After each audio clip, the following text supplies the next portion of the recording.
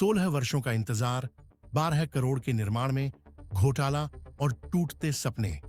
देवास के ट्रांसपोर्ट नगर की कहानी। देवास का ट्रांसपोर्ट नगर एक ऐसा प्रोजेक्ट जिसे शहर के व्यापार और विकास का नया केंद्र बनना था। एक ऐसा सपना जो 2008 में देखा गया और 2024 तक आते आते कंक्रीट की सड़कों के साथ बिखरने लगा। यह कहानी सिर्फ एक निर्माण परियोजना की नहीं, बल्कि भ्रष्टाचार, संघर्ष और एक लंबी कानूनी लड़ाई की है, जो यह सवाल उठाती है, क्या विकास के नाम पर जनता का विश्वास हर बार यूं ही टूटेगा? 2008 एक बड़े सपने की शुरुआत। साल 2008 में तत्कालीन विधायक श्री तुकोजीराव पंवार के कार्यकाल में देवास विकास प्राधिकरण ने शहर के लिए एक महत्वाकांक्षी प्रोजेक्ट का खाका तैयार किया। 11 एकड़ में फैला ट्रांसपोर्ट नगर, जहां शहर का हर बड़ा ट्रांसपोर्टर और व्यापारी अपने व्यापार का विस्तार देख रहा था। इसके लिए ग्रीन बेल्ट की भूमि का अधिग्रहण किया गया, लेकिन यहां से शुरू हुई विवादों की एक लंबी फहरिस्त। किसानों ने अपनी जमीन देने से इनकार कर दिया। मामला कोर्ट में पहुंचा और 14 सालों तक लटका रहा। इस दौरान न केवल प्रोजेक्ट रुका रहा, बल्कि प्राधिकरण पर करोड़ों की लागत का दबाव बढ़ता गया। 2022 अदालत से हरियाली का संदेश। कई सालों की कानूनी खींचतान के बाद 2022 में हाईकोर्ट ने देवास विकास प्राधिकरण के पक्ष में फैसला सुनाया। इसके बाद प्रशासन ने तेजी दिखाते हुए विवादित भूमि को अतिक्रमण से मुक्त करवाया।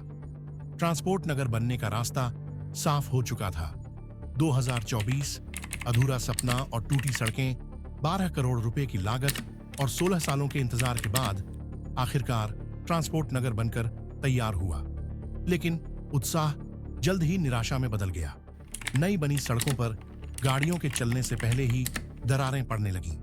निर्माण विशेषज्ञों ने जब जांच की तो पता चला कि सड़क निर्माण में घटिया सामग्री का उपयोग किया गया। अमानक स्तर की गिट्टी, सीमेंट और रेत ने पूरे प्रोजेक्ट को कमजोर कर दिया।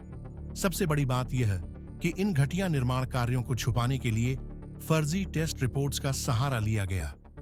शहर का गुस्सा और सामाजिक संगठनों की आवाज। ट्रांसपोर्ट नगर की ये स्थिति शहरवासियों और सामाजिक संगठनों के लिए एक बड़ा झटका साबित हुई। 12 करोड़ रुपए के खर्च के बावजूद जनता को एक टिकाऊ परियोजना नहीं मिली। सामाजिक संगठनों ने अब इस घोटाले की जांच करवाने की मांग की है। जल्द ही इसकी शिकायत राज्य स्तर की जांच एजेंसियों तक पहुंचने वाली है। क्या यह सिर्फ देवास की कहानी है? देवास का ट्रांसपोर्ट नगर सिर्फ एक शहर की समस्या नहीं है। यह कहानी उस तंत्र की भी है जहां बड़े सपने तो दिखाए जाते हैं, लेकिन उन्हें पूरा करने की इच्छा शक्ति और ईमानदारी की कमी रहती है। 16 वर्षों के लंबे इंतजार के बाद जनता के हाथ क्या आया? टूटती सड़कों, बर्बाद पैसे और विकास के नाम पर उठते नए सवाल।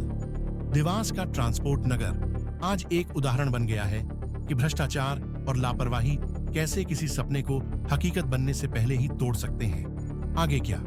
अब देखना होगा कि सामाजिक संगठनों और जनता के दबाव में यह मामला कितनी दूर तक जाएगा। क्या दोषियों को सजा मिलेगी या फिर यह प्रोजेक्ट भी उन अधूरी कहानियों का हिस्सा बनकर रह जाएगा, जहां जनता सिर्फ उम्मीदों के सहारे अपना भविष्य देखती रहती है।